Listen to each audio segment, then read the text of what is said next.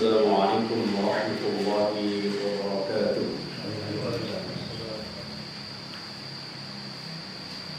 إن الحمد لله نحمده ونستعينه ونستغفره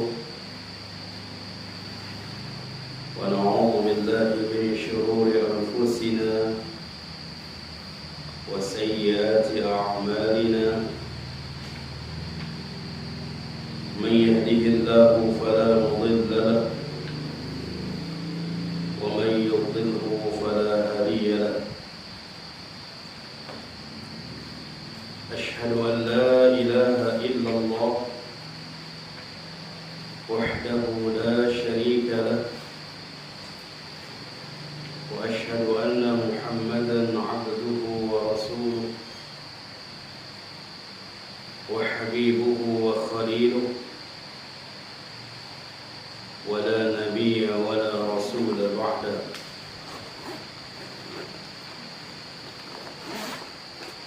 يا أيها الذين آمنوا اتقوا الله حق تقاته ولا تموتن إلا وأنتم مسلمون. أما بعد، فإن أصدق الحديث كتاب الله، وخير الهدي هدي محمد صلى الله عليه وسلم، وشر الأمور محدثاتها، وكل محدثة بدعة، وكل بدعة ضلالة، وكل ضلالة في النار.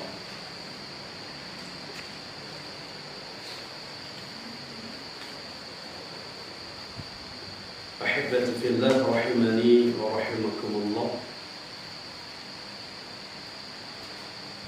Alhamdulillah, kita bersyukur kepada Allah Jalla Jalaluh yang telah kembali Allah kumpulkan kita di majlis ilmu yang mulia ini.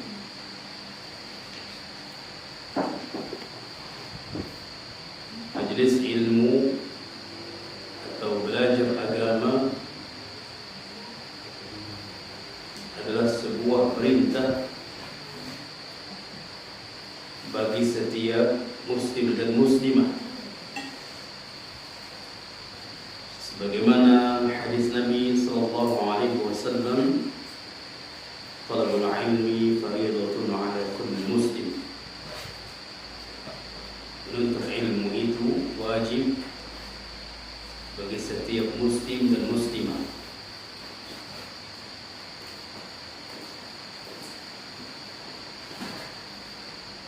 Terlebih ilmu-ilmu yang dia masuk kepada fardu ain. Karena belajar ilmu itu ada namanya fardu ain dan ada fardu kifayah.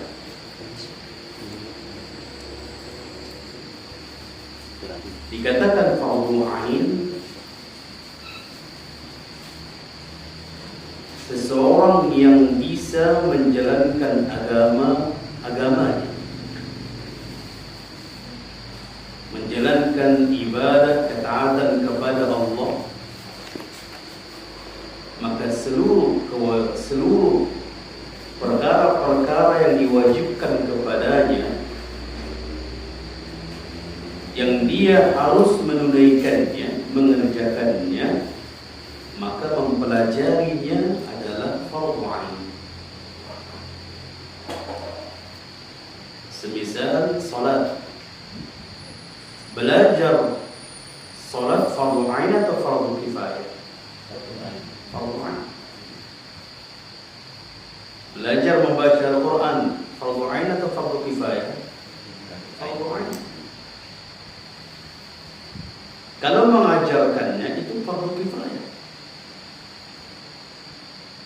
Makanya bagi orang yang masuk kepada fardu kifayah itu sudah sampai kepada mengajarkannya, maka dia dituntut harus mengetahui ini berjumpa dengan ini apa hukumnya, hukum-hukum tajwid itu fardu kifayah.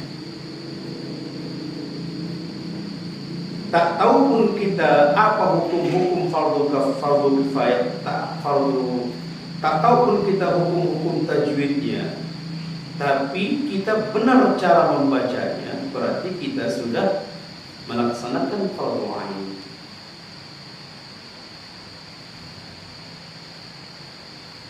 Puasa demikian, ilmu mempelajari puasa adalah fardu ain. Haji demikian juga, dan syariat-syariat lainnya, ibadah-ibadah lainnya. Maka dengan berdirinya kita dalam mengerjakan kewajiban kita, maka bagaimana supaya sahih di dalam menunaikan ibadah yang kita lakukan, benar di dalam mengerjakan kewajiban kita, maka mempelajarinya hukumnya fardu ain. Mana lebih banyak belajar ilmu fardu ain atau fardu kifayah? Mana lebih banyak? Fardu kifayah. Lebih banyak. Fardu kifayah. Kenapa? Karena fardu kifayah untuk mempelajarinya tidak semua orang bisa, dan tidak semua orang dituntut ke dalamnya. Tapi kalau fardu ain, semua dituntut untuk mempelajari.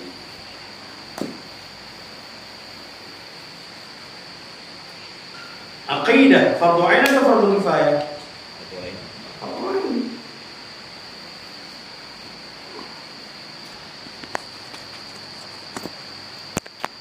Maka seperti yang kita di sini adalah mempelajari lambat ya. Mempelajari sifat solat Nabi, dan ini adalah mempelajarinya fardu ain, bukan fardu kifayah, tapi fardu ain. Baik, ahibati fillah rahimani wa rahimakumullah. Kita sudah mengambil beberapa pembahasan dari sifat salat Nabi. Kita ambil dari sudah istiqbalul qiblah, menghadap qiblat.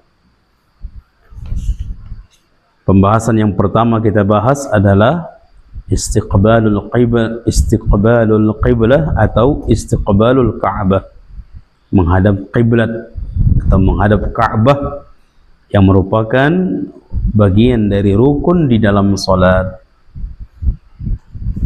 Dan ini sudah kita jelaskan.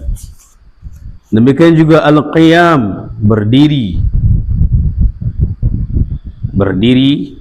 secara asal, baik itu salat fardu maupun salat sunnah, kita berdiri. Adapun pembahasan salat sunnah, boleh dia duduk, tapi kalau dia salat wajib, boleh dia duduk bagi yang tidak mampu berdiri. Tapi sebagian dari penjelasan oleh para ulama, kalau dia salat sunnah, boleh dia duduk, dan sebelum dia rukuk, dia harus berdiri terlebih dahulu untuk menghabiskan beberapa ayat dari yang dia baca sebelum dia rukuk. Maka dia harus berdiri terlebih dahulu, dan itu pernah dilakukan oleh Nabi sallallahu alaihi wasallam. Tapi kalau salat wajib, selagi dia mampu berdiri, maka harus berdiri. kecuali dia tidak mampu. Kalau dia tidak mampu berdiri, maka dia solat dengan jalisan, duduk. Kalau dia tidak mampu dengan duduk, muttaji'an, maka dia berbaring. Bahkan kalau tidak mampu lagi, maka dengan isyarat. Kecuali misalnya salat fi safinah, salat di kendaraan. Salat di kendaraan, maka kondisi yang menghalangi kita untuk berdiri. Makanya ketika Nabi SAW ditanya, su'ila sallallahu alaihi wasallam 'anis salati fi safinah, ditanya bagaimana salat, menunaikan salat di kapal, di safinah, kapal, di kendaraan. Faqala Rasulullah sallallahu alaihi wasallam, salli fiha qa'iman illa an takhaf al-gharq. Salatlah di dalamnya berdiri, kecuali kalau kita khawatir takut jatuh atau tenggelam. Maka kalau khawatir, maka salatlah dengan duduk. Dan boleh juga salat dengan bersandar. Boleh juga salat dengan bersandar. Sebagaimana Nabi SAW di akhir-akhir beliau sebelum wafat, karena umur beliau yang semakin tua, maka Nabi SAW salat bersandar di atas di sebuah pohon. Maka ini boleh. Entah yang kita sandari dinding atau tiang, maka dibolehkan. Baik.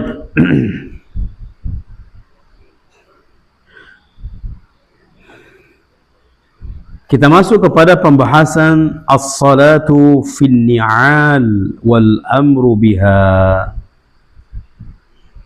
Salat dengan memakai sandal. Salat dengan memakai sandal. Wal amru biha, dan itu sebuah tuntutan, perintah, sebuah tuntutan, sebuah perintah.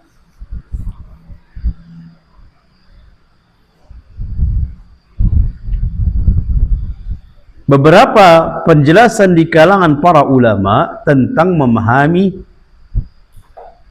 tuntutan di dalam kalimat ini. Apakah yang dimaksud dengan tuntutan di sini wajib, atau sebuah sunnah, sehingga sunnah itu harus ditegakkan, atau sebuah rukhsah?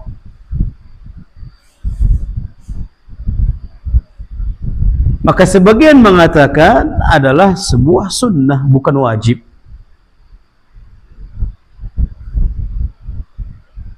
Dan sebagian mengatakan bukan juga sunnah, tapi itu adalah sebuah keringanan saja.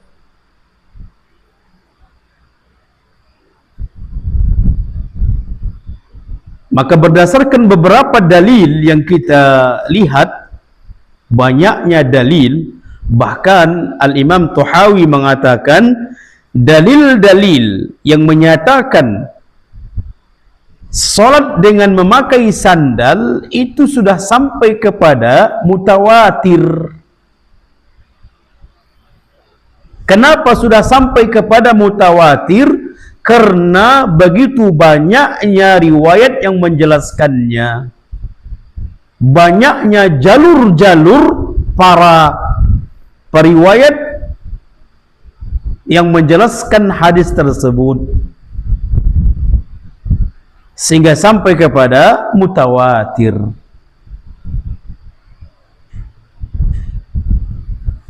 Kalau hadis sudah sampai kepada mutawatir, gak perlu capek-capek mencari lagi. Karena itu adalah kedudukan yang tertinggi.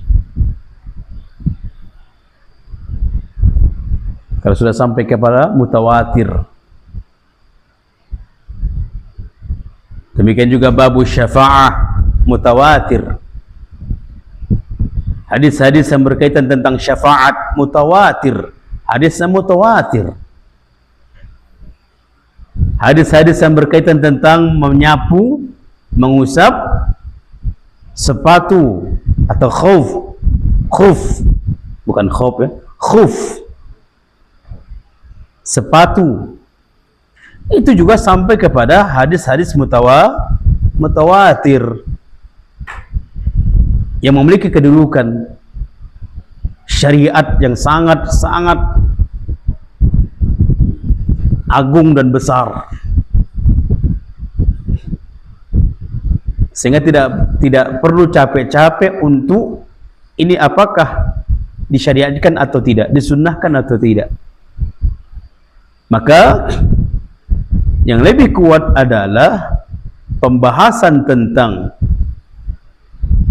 hadis-hadis tentang salat yang memakai sandal, sampai sebagian ulama mengatakan adalah riwayat-riwayat yang sampai kepada mutawatir.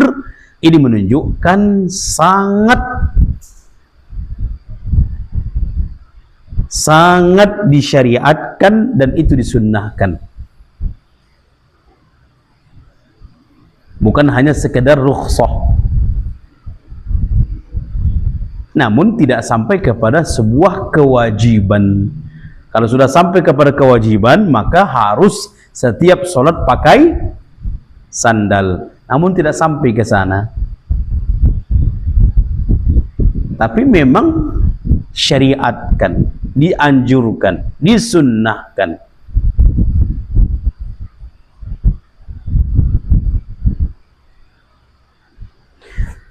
Dengan syarat, sebagian menjelaskan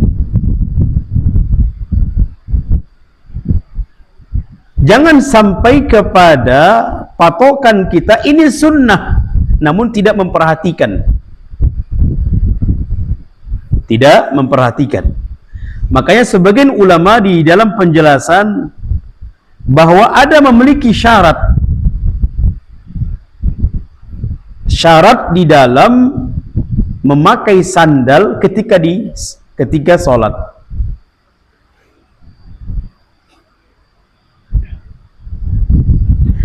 Syarat yang pertama adalah lihat dulu kondisi sandalnya, najis atau tidak. Maka syarat yang pertama, sandalnya atau khufnya harus suci. Makanya ingat hadis ketika Nabi membuka sandalnya atau sepatunya. Ingat. Kenapa dibuka oleh Nabi? Karena malaikat mengkabarkan ada najis. Maka cukup dengan dibuka lalu ditaruh ke sebelah kiri kita. Taruh sandal itu atau khuf itu ke sebelah kiri kita. Kalau ada orang di sebelah kiri, taruh sandal itu di selah-selah kaki kita. Faham, Pak? Kalau ada orang di kiri, kalau nggak ada orang di kiri, taruh di sebelah kiri. Tapi kalau ada kiri kanan ada orang, taruh di antara kaki kita ketika berdiri. Maka syarat sandalnya harus suci. Kalau najis tidak boleh. dan mensucikan sandal atau khuf, sepatu yang kita pakai, cukup dengan tanah yang kita injak. Cukup dengan tanah yang kita injak. Maka jadilah dia suci. Kemudian syarat yang kedua,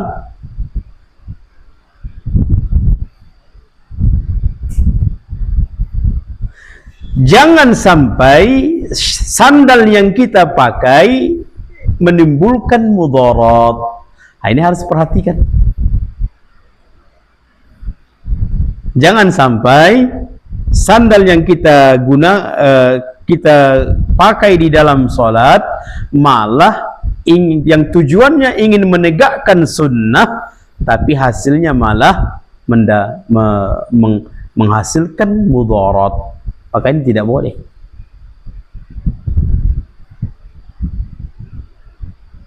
Mudarat jelas luas sekali makna mudarat di sini. Termasuk di dalamnya, karena banyak kaum muslimin tidak faham masalah ini. Betul atau tidak, Pak? Belum sampai ke sana ilmunya.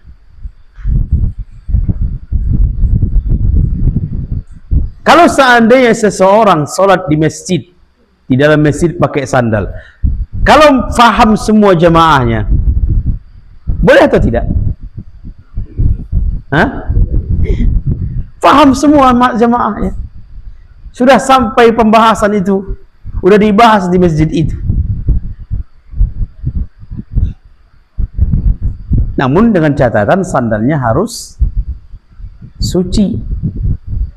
Bahkan sebagian mengatakan kalau menimbulkan mudarat, misalnya orang terlalu bermudahan memakai sandal, apalagi orang-orang yang tidak peduli dengan kesucian sandal, masuk begitu saja. Ini menimbulkan mudarat atau tidak? Mudarat, maka jangan. Sekalipun sudah paham, tapi kalau menimbulkan mudarat sehingga orang memakai sandal tidak memperhatikan, tidak mempedulikan najisnya, bersihnya,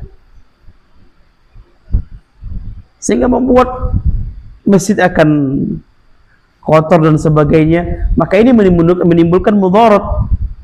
Sekalipun itu sudah sampai pembahasan seluruh jamaah, tapi dengan mudarat nanti ada orang yang tidak mempedulikan kebersihan sehingga masuk pakai sandal begitu saja, berarti ini menimbulkan mudarat. Maka jangan. Terlebih kalau jamaah belum sampai ilmunya ke sana, bahkan lebih parah nggak mudaratnya? Lebih parah mudaratnya, lebih besar mudaratnya.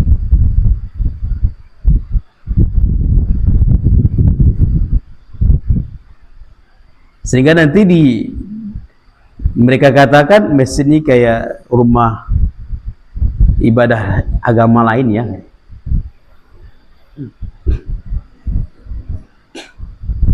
Maka ini mudarat. Maka beliau mengatakan selain dari sandal yang dipakai adalah suci, yang kedua di dalam mempraktekkan sunnah tidak mengandung mudarat, apalagi termasuk membuat keributan. Ini mudarat atau tidak? Mudarat.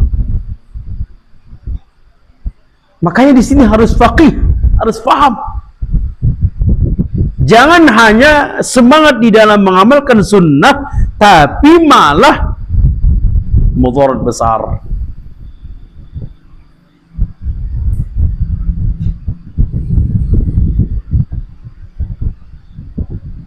Bisa dipahami nih, kawan? Maka di manakah yang bisa kita praktekkan tanpa mudarat? Di mana? Di rumah masing-masing. Apa mudarat di rumah masing-masing? Terlebih ini adalah sunnah. Bahkan sunnah yang hampir dilupakan, ditinggalkan.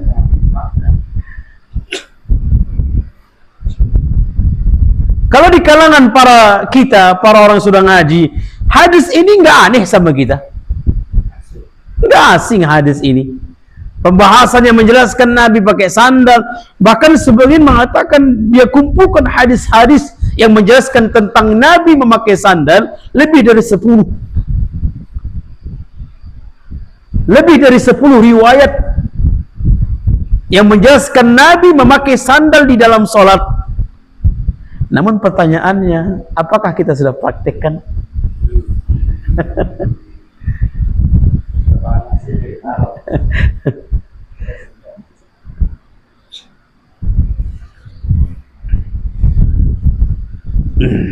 Padahal ini adalah sunnah.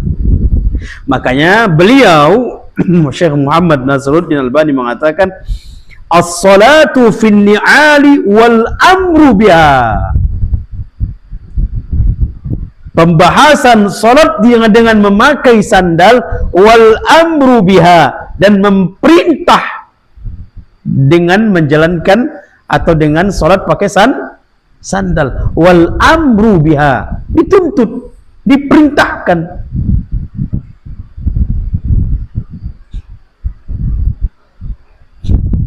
Kenapa dia mengatakan seperti itu?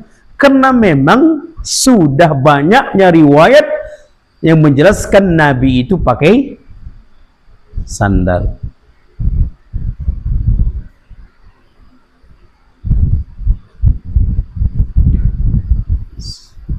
Di samping dari kita pembahasan kita, kalau di sini beberapa hadis saya cek lagi, lihat, wah, ada sebagian menjelaskan sampai kepada 10 hadis dia kumpulkan Nabi SAW memakai sandal.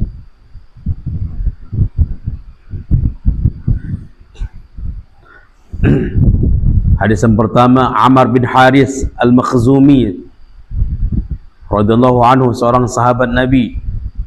Dia melihat Nabi itu pakai sandal.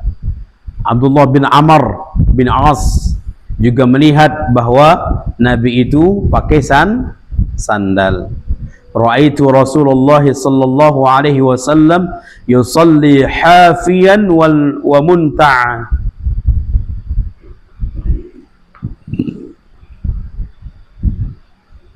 Nabi SAW, dia kata Abdullah bin Amr, saya melihat Nabi SAW itu salat dengan memakai sandal dan juga pernah memakai pernah juga tanpa alas kaki.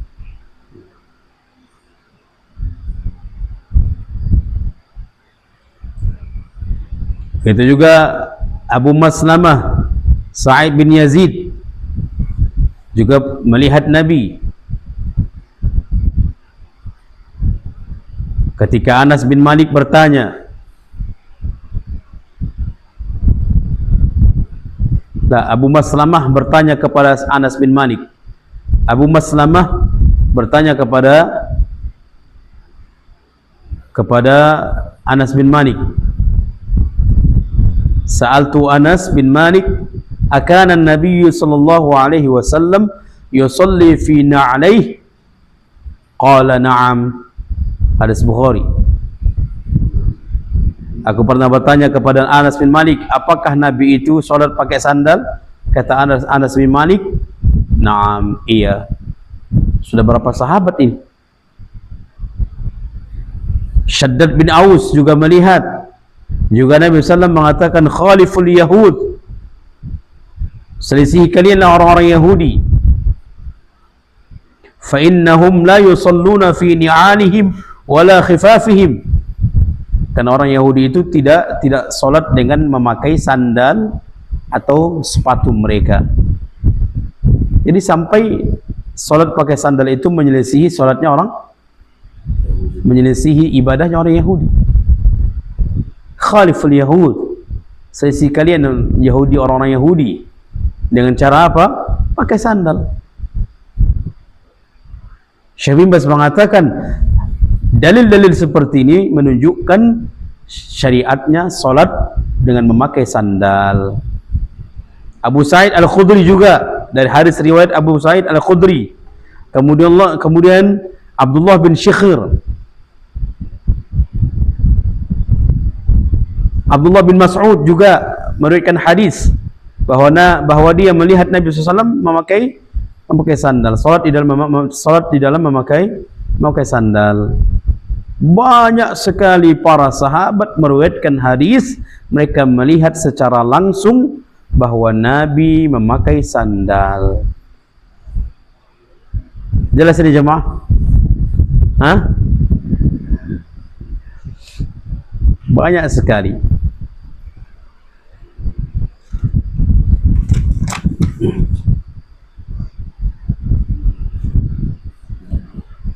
Termasuk hadis yang pertama, wa kana yaqifu hafiyan ahyanan wa mutana''ilan.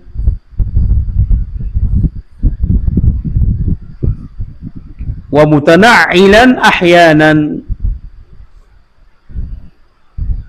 Beliau membawakan dalam hadis Abu Daud wa Ibnu Majah, wa huwa hadis mutawatir kama dzukira At-Tahawi. Hadis yang menyatakan bahwa Nabi SAW terkadang mendirikan salat tanpa sandal, hafiyan, tanpa alas kaki, wa mutana''ilan ahyanan, dan terkadang memakai sandal. Hadis ini riwayat Imam Abu Daud, kemudian Ibnu Majah, wa huwa hadis mutawatir kama dzukira At-Tahawi, sebagaimana disebutkan oleh Imam Tahawi bahwa hadis-hadisnya sampai kepada mutawatir.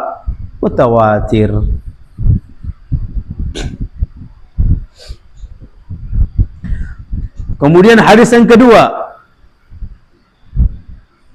riwayat Abu Daud wal Bazzar, wa sahhahu al-Hakim wa waffaqahu al-Imam Az-Zahabi. Hadis yang kedua diriwayatkan oleh Imam Abu Daud dan Al-Bazzar dan Al-Bazzar, dan hadis ini disahihkan oleh Al-Imam Hakim dan disepakati kesahihannya oleh Al-Imam Az-Zahabi. Apa hadisnya? Idza shalla ahadukum falyalbas na'laihi. Apabila salat salah seorang di antara kalian, maka hendaklah dia memakai sandal. Perintah atau tidak? Perintah. Sangat disunnahkan sekali.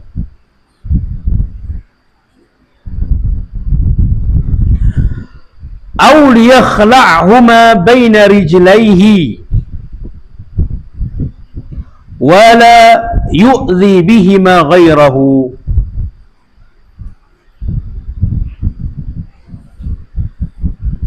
Kalau ingin pakai sandal, jangan satu, tidak sepasang dia, tapi pakai satu. Sebelah kanan dipakainya, sebelah kiri tidak. Atau sebelah kiri dipakainya, sebelah kanan tidak. Ini dilarang atau tidak? Dilarang. Pakai kata Nabi SAW, aw liyakhla'huma baina rijlaihi. Kalau satu yang ada, maka jangan pakai kedua-duanya.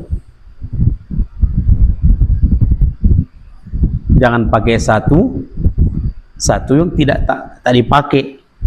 Misalnya pas lagi jalan putus sandal kita, yang putus satu, kita lanjutkan perjalanan tersebut, atau sedang jalan pagi kita lanjutkan, tiba-tiba putus satu sandal, Bolehkah kita pakai satu sandal lagi, yang satu kita pegang? Boleh atau tidak? Tak boleh. Kalau nggak bisa kedua-duanya dipakai, jangan kedua-duanya dipakai. Lepas kedua-duanya. Kenapa? Karena perintah Nabi, pakai kedua-duanya atau lepas kedua-duanya. Masya Allah, sampai segitunya pun Nabi membahas. Kalau secara apa masalahnya kalau dipakai satu sandal? Apa masalahnya? Kalau kita berjalan dengan satu sandal di tengah-tengah manusia, kira-kira ada nggak yang paham masalah itu? Yang bagi yang belajar saja. Berapa orang yang bisa melihat, faham masalah itu ketika ada orang yang memakai satu sandal, satu lagi yang dia pegang berjalan. Padahal kita tahu hadis itu larangan. Nabi melarang kalau ingin dipakai, pakai kedua-duanya. Kalau tidak mau dipakai, lepaskan kedua-duanya. Agama yang luar biasa.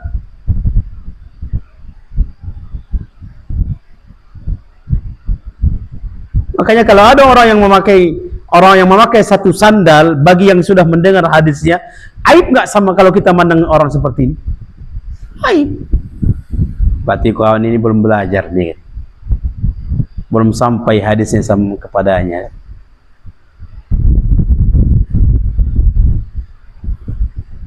Allah jamaah, subhanallah. Makanya ilmu-ilmu yang seperti ini terkadang, udah azan belum?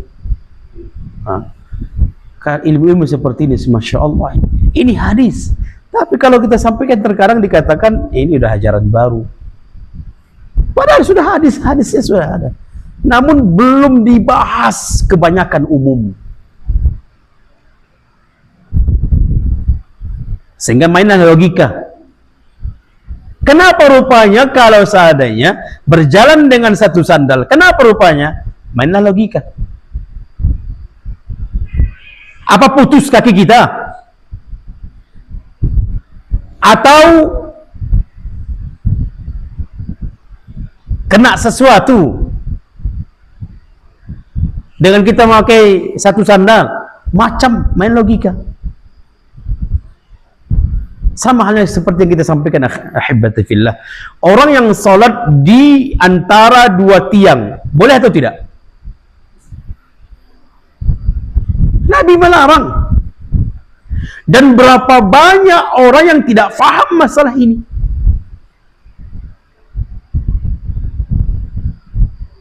Sehingga masih membuat saf di antara tiang-tiang. Sehingga terputus safnya. Nabi melarang. Coba cek, coba lihat kalau kita sholat di masjid, adakah banyak memperhatikan masalah ini?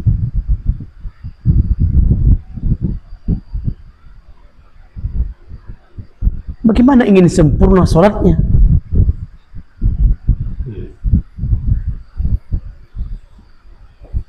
Makanya hebati fillah, ini luar biasa. Jadi pembahasan hadis-hadis seperti ini luar biasa.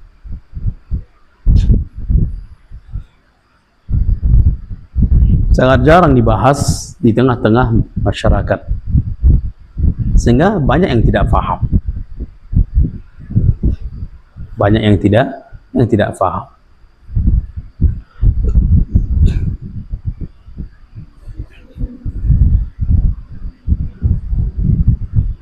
Baik.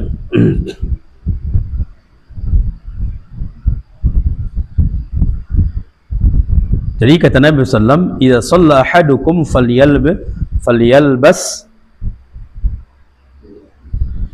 na'alaihi." Falyalbis na'alaihi aw yakhla'huma baina rijlaihi. Maka pakai kedua sandalnya. Kalau tidak bisa memakai kedua sandal, maka lepaskan kedua-duanya. Wala yu'zi bihima ghairahu, dan dia tidak boleh mengganggu orang lain dengan sandal itu. Itu tadi, jangan sampai membawa mudarat. Jangan sampai membawa mudarat.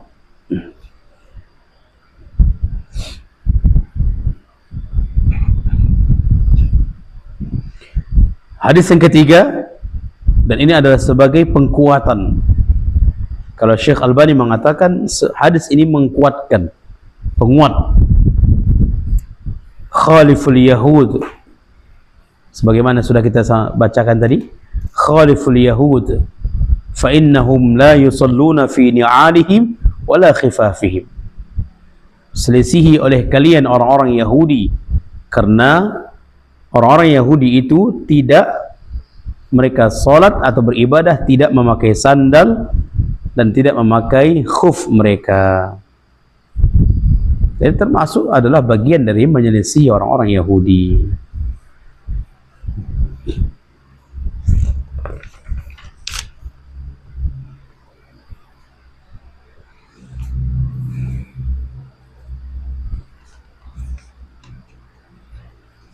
Faham ini, kawan? Baik.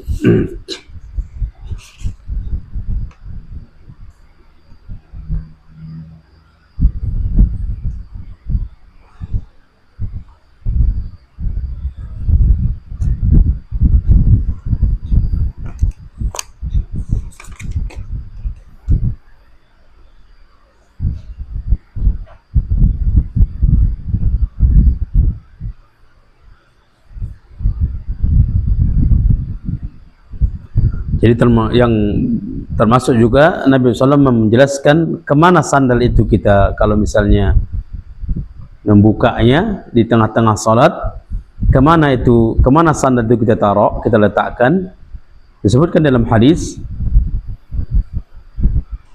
Abu Daud, An-Nasa'i dan Ibnu Khuzaimah, "Idza shalla ahadukum fala yad'na 'alaihi 'an yaminihi wala 'an yasarihi fatakuna 'an yaminihi ghairihi illa alla yakuna 'an yasarihi ahadun wal yad'ahuma baina rijlaihi."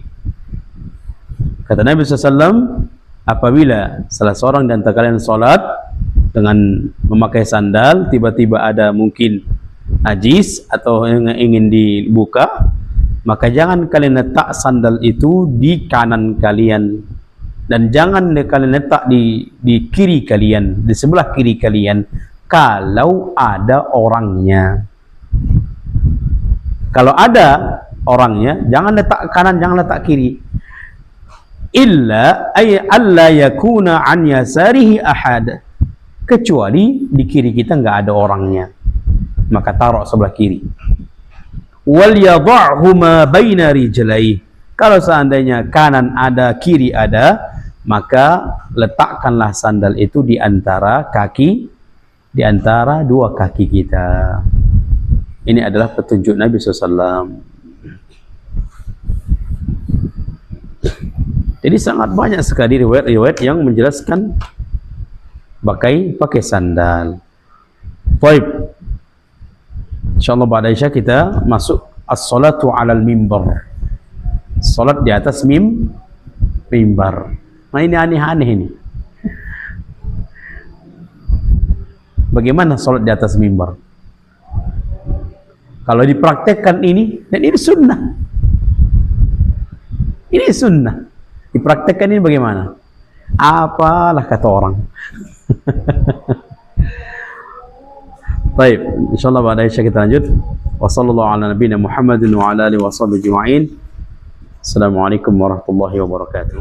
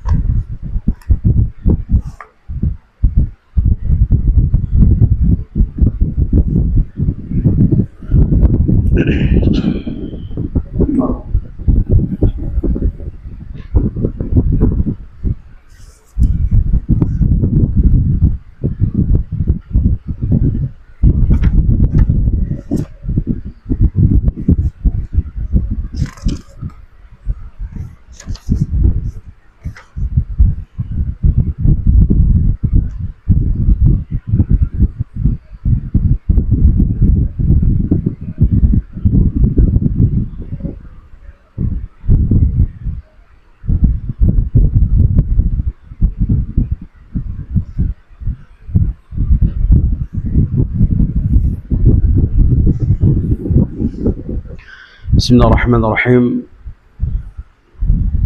Assalamualaikum warahmatullahi wabarakatuh. Alhamdulillah rabbil alamin. Wassalatu wassalamu ala asyrafil anbiya'i wal mursalin wa ala alihi wa ashabihi ajma'in.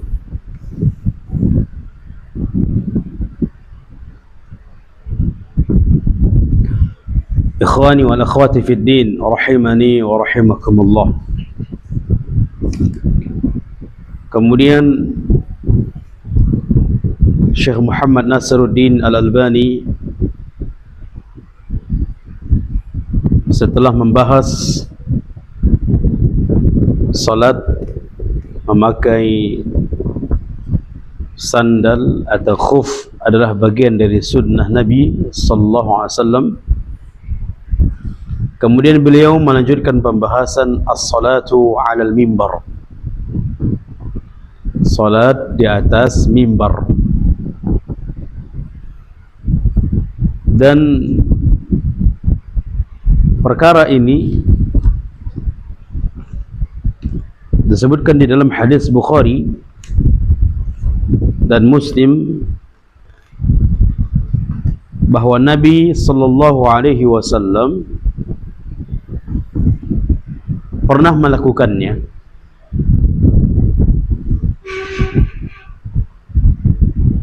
Dia pernah salat di atas mimbar.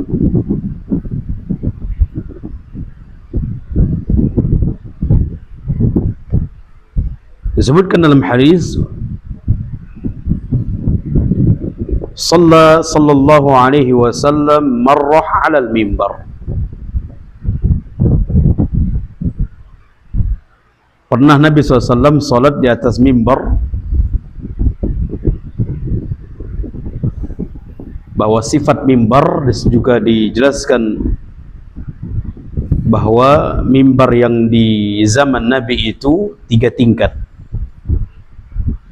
Berapa tingkat? 3 tingkat. Itu mimbar di zaman Nabi. Dan itu adalah sunnahnya. Mimbar itu tiga tingkat. Lewat dari 3 tingkat, maka ini adalah menyelisihi sunnah. Apalagi sampai panjang ke atas sana. Karena sebagian daerah mimbarnya itu panjang.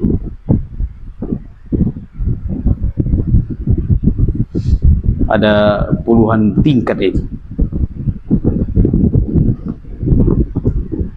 Sehingga terkadang tangga itu memutus saf-saf. Memutus saf-saf orang yang sholat.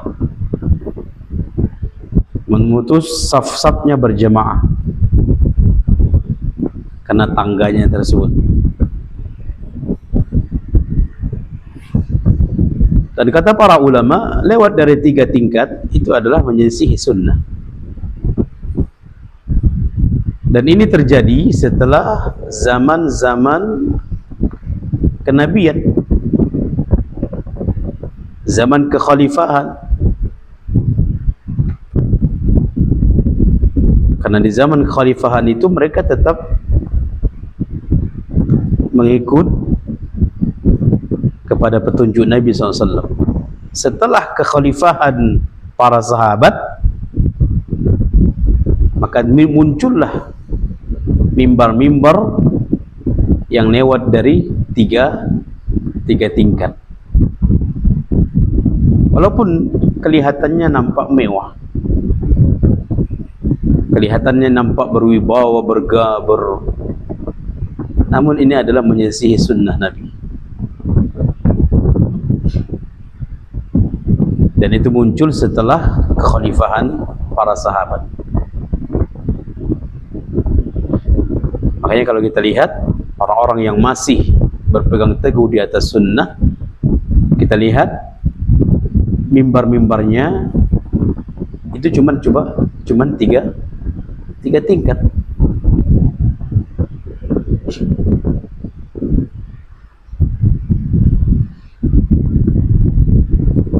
qama alaihi,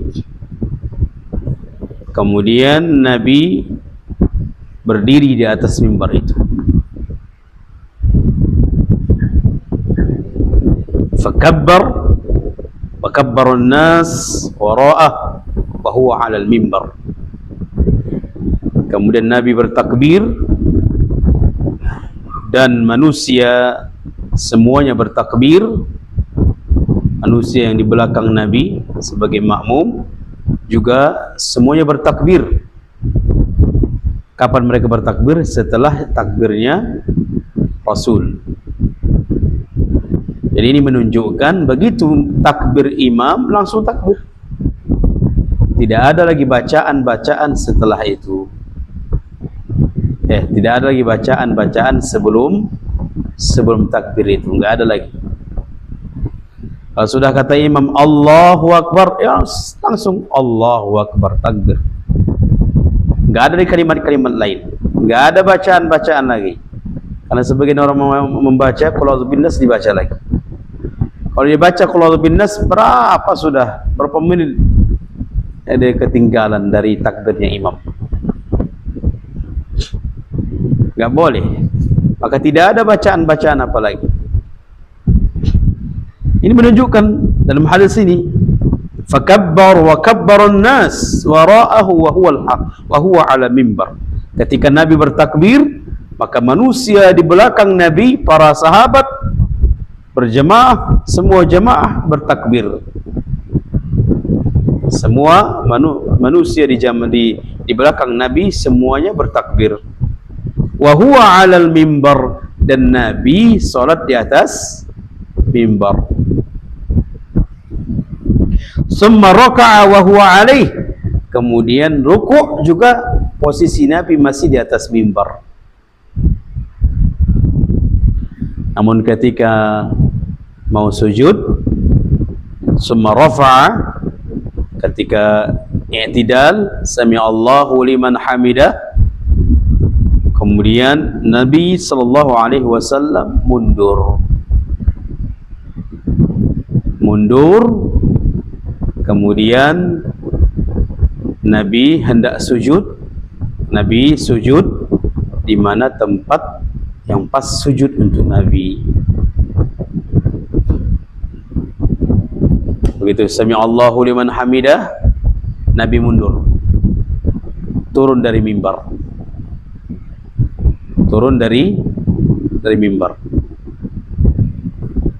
Ini menunjukkan ada nggak pergerakan? Ada. Lebih dari 3 nggak itu? Turun dari mimbar lebih dari 3 atau tidak? Lewat lebih. Apalagi kalau di belakangnya ada orang, ke samping lagi kan? Maka kata para ulama, pergerakan yang dibutuhkan, maka silakan. Dan tidak terbatas. Tidak terbatas dengan 3 pergerakan. Sudahlah 3, kemudian geraknya itu satu-satu. Jangan 3 kali, batal. Kalau 3 kali bergerak berturut-turut, batal. Maka banyak sekali contoh Nabi itu bergerak berturut-turut lebih dari 3. Di antaranya adalah ini, Nabi SAW turun dari mimbar. Bagaimana Nabi SAW turun mimbar? Apakah berhenti? Segala berhenti. Gerak lagi, berhenti. Turun lagi, berhenti. Tidak. Turun biasa.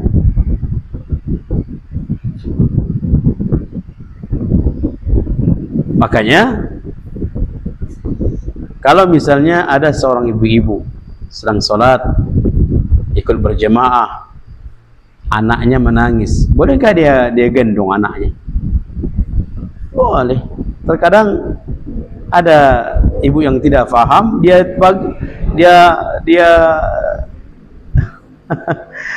biarkan anaknya menangis di bawah, butuh digendong, gendong saja. Karena pergerakan-pergerakan ini dibutuhkan.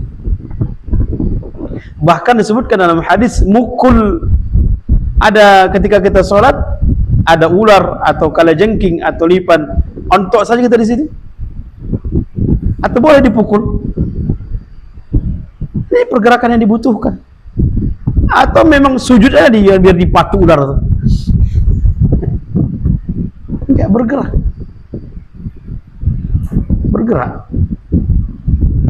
Makanya dibutuhkan. Demikian juga Nabi SAW membukakan tapi jangan dipahami pintu Nabi itu, rumah Nabi itu bertingkat. Sempat bapak sholat di atas tingkat kedua, tiba-tiba istri manggil, turun dari tingkat atas ke bawah lagi. Habis itu lanjutkan sholat. Jangan dipahami itu. Karena rumah Nabi itu kecil, tinggal buka gitu aja. Jadi ini menunjukkan pergerakan yang dibutuhkan di dalam sholat ini tidak membatalkan sholat. Menggaruk misalnya. Tapi jangan pula kalau tidak dibutuhkan dalam pergerakan kita bergerak. Dan ini banyak di apa orang ya, banyak sekali diluluskan oleh para ulama bagian orang-orang yang pakai imamah. Terkadang disibukkan di dalam sholat dengan memperbagusi imamah. Maka di dalam sholat diperbaiki, ini tidak dibutuhkan. Ini bisa melalaikan. Ini bisa melalaikan.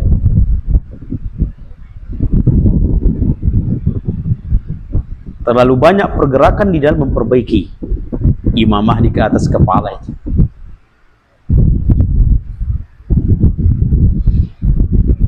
Jadi kalau pergerakan-pergerakan itu masih dibutuhkan, maka tidak masalah dalam menggaru misalnya. Karena dahulu kita pahami menggaru itu harus berhenti-berhenti, jangan lewat dari 3. 1, 2, berhenti dulu. 1, 2, berhenti dulu. 1, 2, berhenti dulu. Jangan 3, kalau 3 berturut-turut batal. Jadi nggak boleh dia menggaru gini, nggak boleh. Jadi tidak masalah ya. Kalau pergerakannya lebih dari 3 pun kalau itu dibutuhkan maka tidak masalah. Gendong.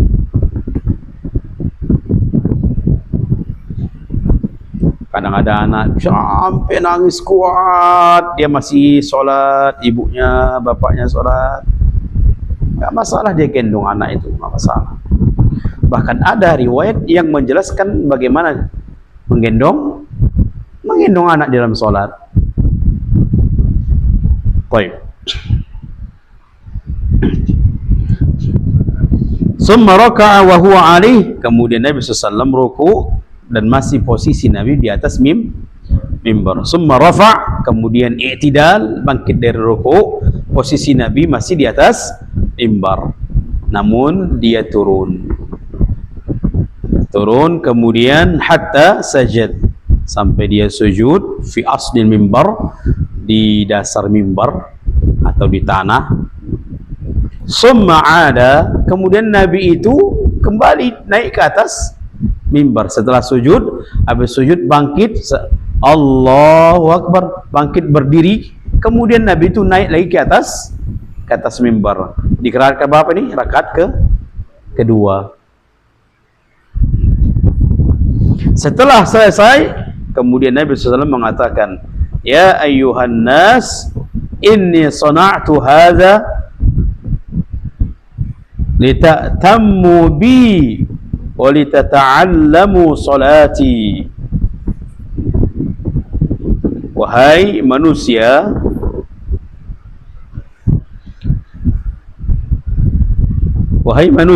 sesungguhnya aku melakukan salat di atas mimbar ini agar kalian mengikutiku atau memperhatikanku, wa lita'allamu salati, sehingga kalian belajar dari salatku. sehingga kalian mempelajari gerakan-gerakan solatku, biar bagaimana rukuk Nabi, bagaimana berdiri Nabi, bagaimana i'tidal Nabi. Kalau di atas mimbar kan nampak itu. Makanya Nabi SAW melakukan itu untuk sebagai pelajaran bagi para sahabat, menunjukkan ahibati fillah. Riwayat-riwayat yang sampai dari sahabat menjelaskan bagaimana gerakan-gerakan Nabi itu karena mereka langsung melihat. Bahkan sahabat memperhatikan jenggot Nabi itu bergerak atau bergoyang karena Nabi membaca sesuatu. Nah, kalau dibacakan itu jenggot itu kan agak bergerak dia. Bagi jenggot yang banyak bergerak. Jadi para sahabat sampai seperti itu, sehingga ketika sholat baru ditanya sahabat tersebut kepada Nabi, ya Rasulullah, apa yang kau baca sebelum membaca Al-Fatihah? Apa yang kau baca sebelum membaca Al-Fatihah? Maka Nabi mengajarkan apa yang dia baca. Kenapa? Karena para sahabat melihat jenggot Nabi itu bergerak, menunjukkan ada yang dibaca oleh Nabi. Sampai seperti itu para sahabat mengetahuinya. Baik. Jadi ini adalah tujuan Nabi untuk mengajarkan solatnya Nabi. Untuk mengajarkan solatnya Nabi. Nanti insyaallah kita belum takbiratul ihram ini, ikhwan. Belum kita masuk takbiratul ihram. Nanti insyaallah kita masuk kepada takbiratul ihram. Baik, kemudian juga termasuk juga, boleh nggak kita saat ini kita praktekkan solat di atas mimbar? Kalau tujuannya untuk mengajarkan. Tapi kalau sudah di masjid tersebut sudah diajarkan solat-solat seperti pembahasan sifat solat Nabi seperti ini, maka kalau dari tujuan dari Nabi sholat di atas mimbar, tujuannya adalah untuk mengajarkan.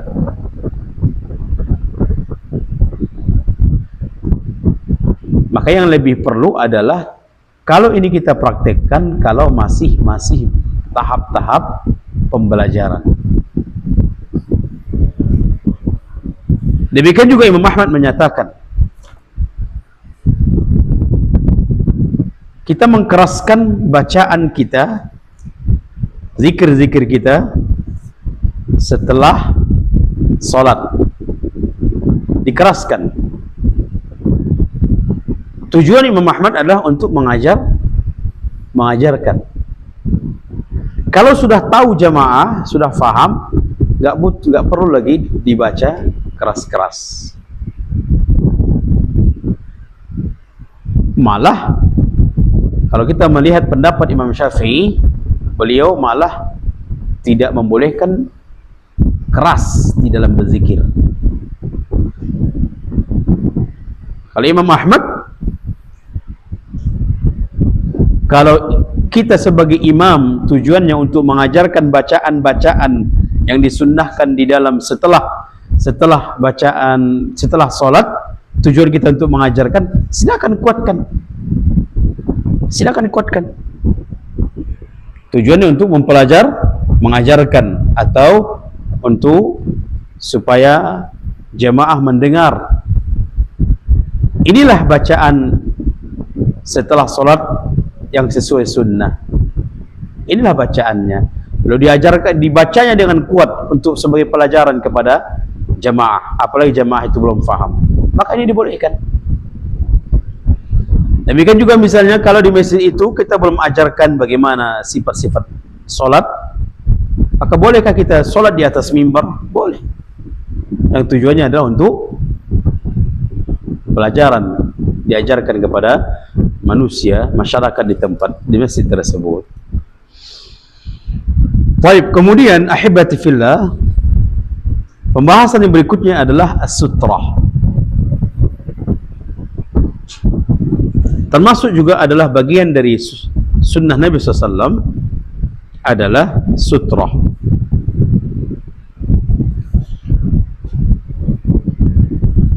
Dan banyak sekali hadis-hadis yang menjelaskan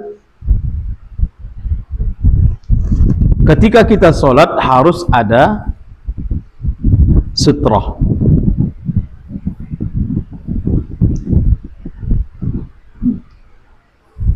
Syekh Albani memasukkan hadis, beberapa hadis, di antaranya adalah la tusalli illa ila sutrah. Jangan kalian salat kecuali salat kalian itu ada sutrah di depan. Wala tada' ahadan yamurru baina yadayk, dan jangan kalian biarkan kalau ada orang yang melewat, salah seorang lewat dari depan kita sedangkan kita sedang salat, jangan biarkan, dihalangi. Fa in aba faltuqatilhu fa inna ma'ahu al-qarin. Kalau arti secara bahasa, kalau sudah kita lewati, sudah kita larang orang itu melewati kita, berjalan di depan kita, sedangkan kita sedang solat, kalau sudah kita halangi masih lagi melawan, secara bahasa dalam hadis ini, fa in aba, namun dia tidak mau dilarang, dihadang pun tidak mau dengan tangan kita, fal tuqatilhu, bunuh. Fa inna ma'hul qarin, karena bersamanya ada syaitan qarin. Namun ini adalah maksudnya adalah dari segi dakwah. Kalau dia juga menghalangi, kita ajarkan, kita dakwahi, Pak, tidak boleh Pak, orang lewat dari depan orang yang sholat. Bahkan disebutkan dalam hadis, lebih baik dia menunggu berapa tahun? Berapakah? 40. Lebih bagus dia menunggu daripada dia dilewati. Demikian juga dalam hadis ini, yang hadis yang tadi, la tusalli illa ila sutrah, jangan kalian salat kecuali mengarah kepada sutrah, di depan kalian ada sutrah. Hadis ini disebutkan dalam Ibnu Khuzaimah, dinyatakan sanadnya jayyid. Kemudian dalam hadis lain, idza shalla ahadukum ila sutrah falyadnu minha. Kalau kalian salat, salah seorang di antara kalian salat, maka menghadaplah kepada sutrah dan mendekatlah kepada sutrah tersebut. La yaqta'a syaitan alaihi salatahu, jangan sampai salat kalian itu terputus dengan syaitan, lewatnya syaitan.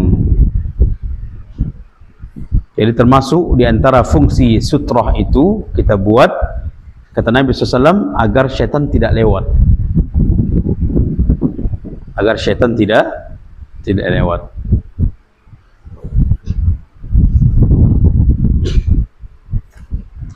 Kita lihat bagaimana para sahabat dahulu,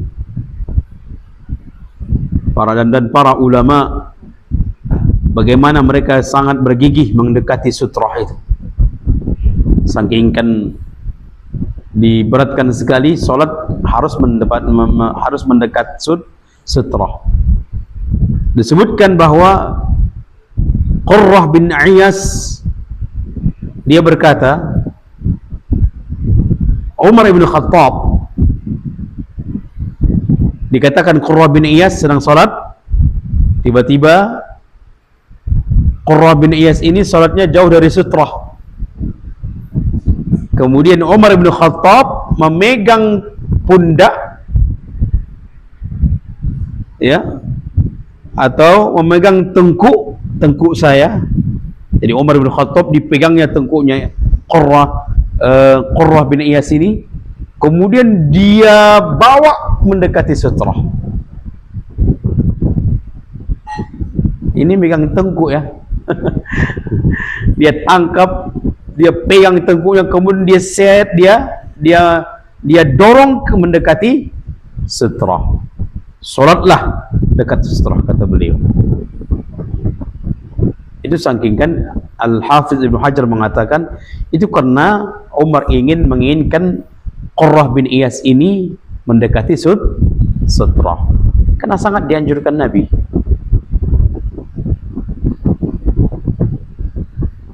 Ibnu Umar juga mengatakan, kalau kalian salat, hendaklah kalian mendekati sutrah, agar supaya syaitan tidak lewat di depan kalian.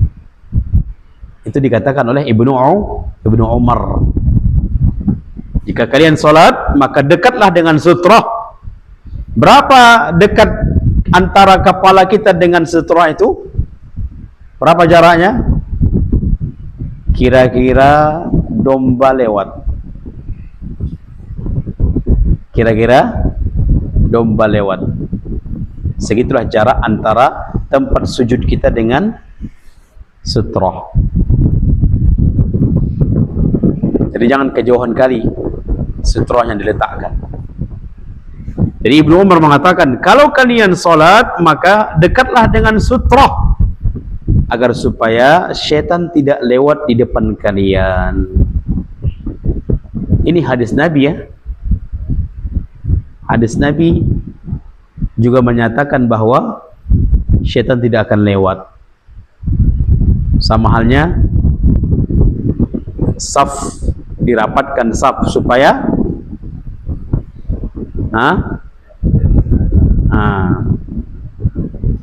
jangan main akal. Masa syaitan nggak bisa lewat, katanya. Ini hadis Nabi. Abdullah bin Mas'ud juga mengatakan, ada 4 perkara yang perbuatan itu sia-sia. Ada 4 perkara yang itu merupakan perbuatan sia-sia. Di antaranya adalah salat tanpa sutrah. Ini Abdullah bin Mas'ud, sahabat Nabi, yang mengatakan orang yang salat tanpa sutrah, salatnya sia-sia.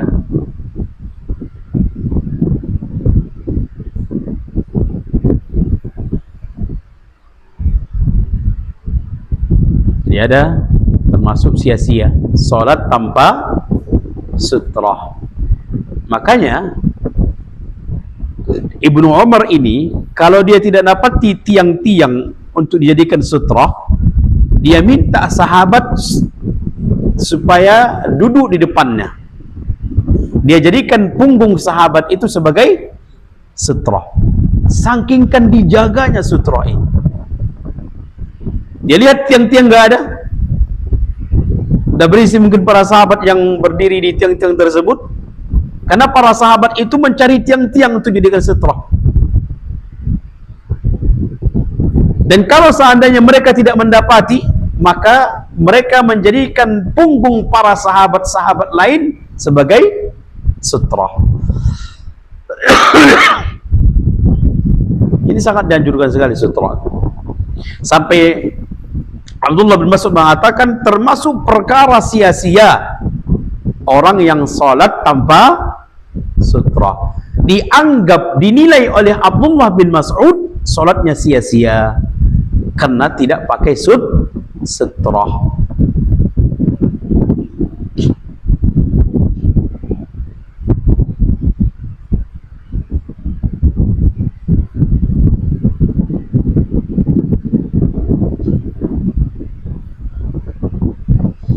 Anas bin Malik mengatakan,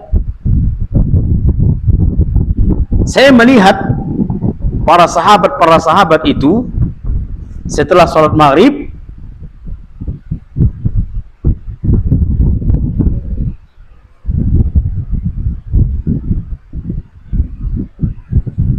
Bukan, sebelum sholat maghrib.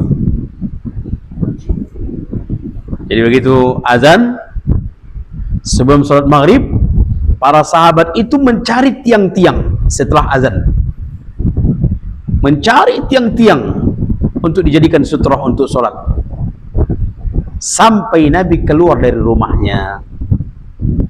Sampai Nabi keluar dari rumahnya. Karena kalau sudah Nabi keluar, berarti qomat, berarti ditunaikanlah, dilantunkanlah qomat.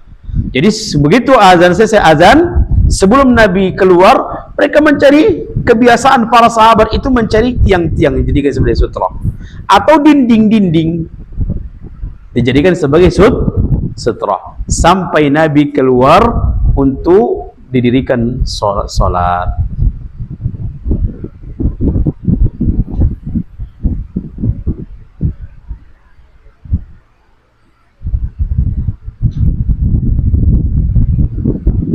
Nah, ini kita sampaikan tadi.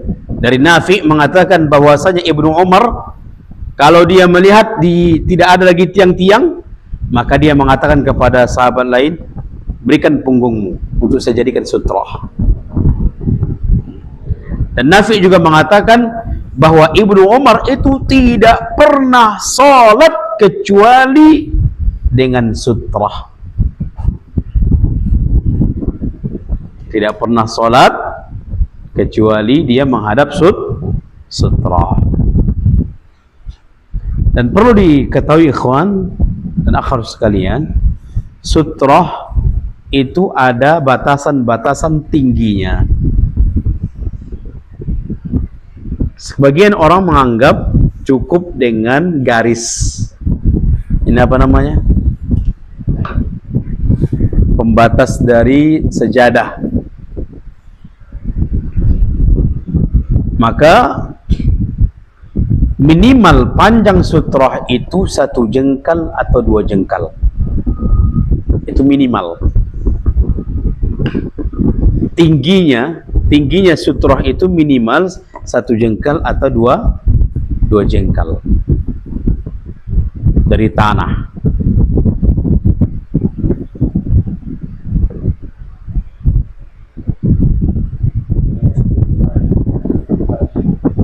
Jadi kalau kopiah kita taruh misalnya lobe, bisa nggak jadi sutrah itu? Ada nggak 1 jengkal lobe itu? Ada yang tinggi ya. Kalau yang tinggi mungkin 1 meter ke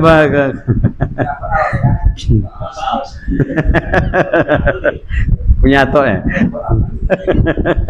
Merah putih. Maka minimal 1 jengkal atau 2 jengkal. Itu panjangnya. Maka boleh nggak kita jadikan tongkat sebagai sutrah? Boleh, tongkat itu panjang gitu. Habis sholat dicabut lagi. Kalau dan ini ikhwan berlaku baik itu di masjid yang tertutup seperti kita ataupun di lapangan, berlaku sutrah. Jadi nggak hanya di masjid saja. Di lapangan sutrah, bahkan di lapangan itu lebih berlaku sutrah.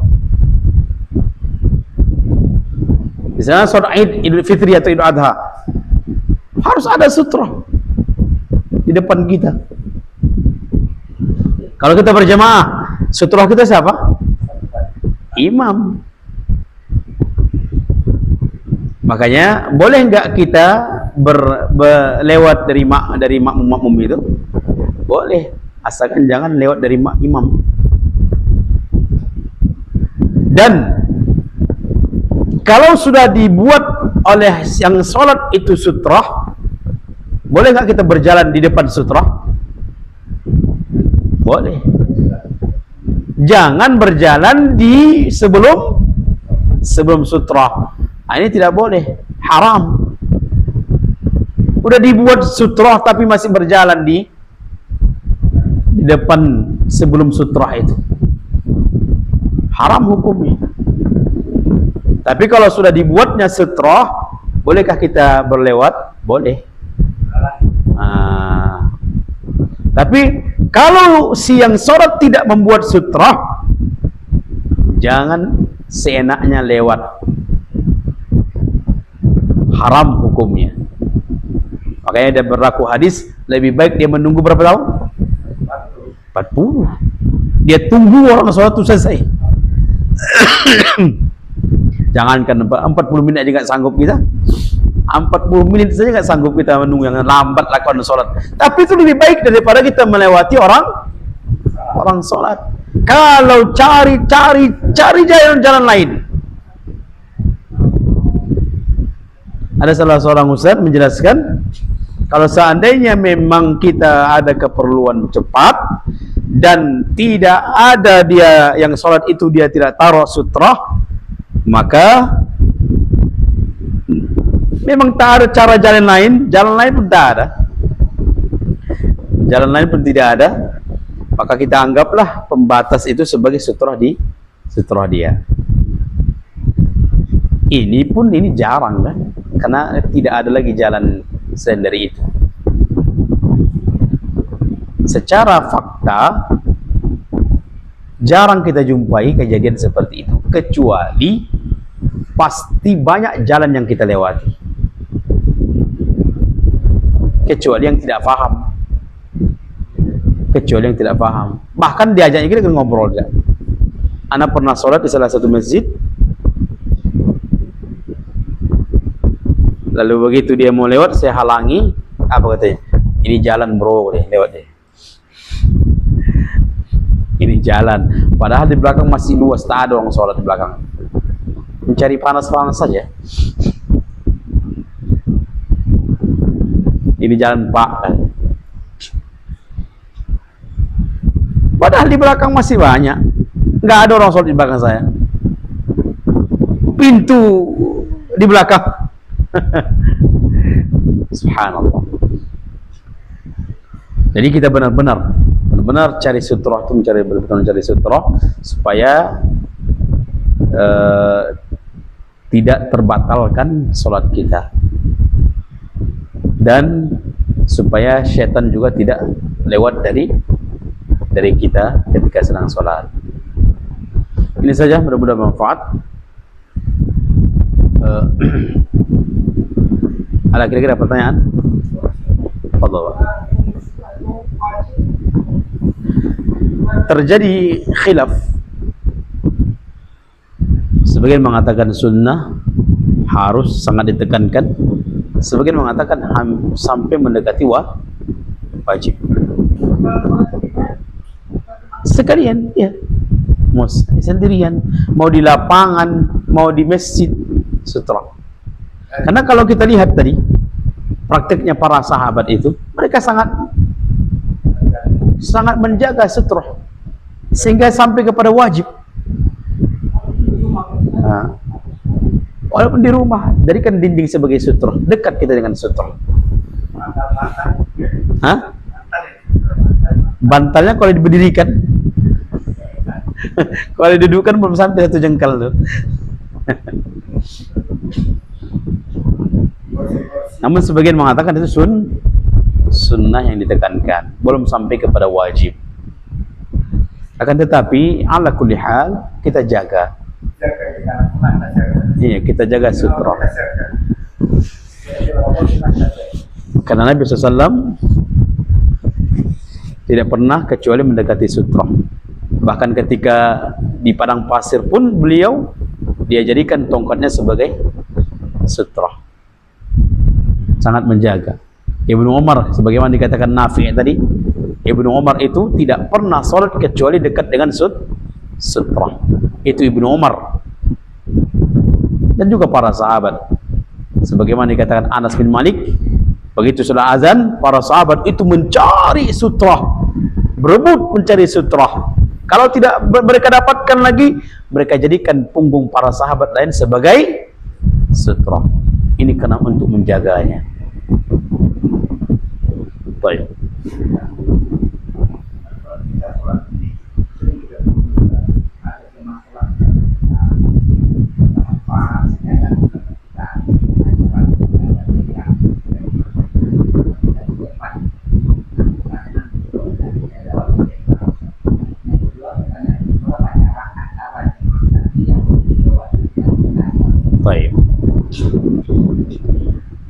Kalau berusaha menghindari, hindarkan. Berusaha menghindari, sekalipun itu masih jauh jaraknya, jangan coba-coba lewat dari di depan orang sholat, sekalipun jaraknya agak jauh. Kalau masih ada jalan lain selain melewati orang sholat, jangan. Karena ancamannya besar. Tapi kalau memang tidak ada lagi dan kita memang harus cepat keluar, hajah kita cepat keluar, maka jaraknya kita jadikan antara sajadah ini di depan, kan ada apa nih, terakhir ini, itu sudah bisa sutrah dia. Itu sebagai sutrah dia. Maka lewatlah dari depan itu, dari depan sajadah tadi ya. Namun ini adalah kalau kondisi-kondisi yang tidak bisa benar-benar untuk menghindarinya. Tapi kalau bisa, masih jauh pun dia, di ujung sana pun dia, tapi tak apalah sampai ujung sana ya. Masih jauh dia. Misalnya di situ dia sholat, kita mau lihat dari sini, bisa nggak dari samping dari belakang dia, atau dari pintu lain? Kalau nggak bisa, lewat pun kita di sini, insya Allah tidak masalah. Insya Allah tidak masalah. Atau lebih dekat lagi, kalau nggak bisa, lewat saja dari ujung sajadah tadi, di depan. Lewat dari depan di ujung sajadah itu.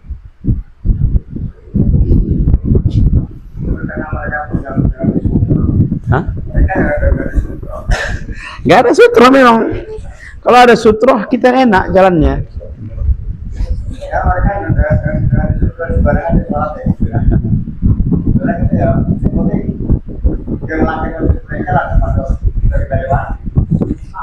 Bisa paham Pak? Paham? Habis? Kalau kita ini sebenarnya, yang kita jadikan sebenarnya orang itu pergi gimana? Maju. Kalau maju ada nggak orang lagi? Atau dinding? Kalau ada dinding depan kita, kita maju.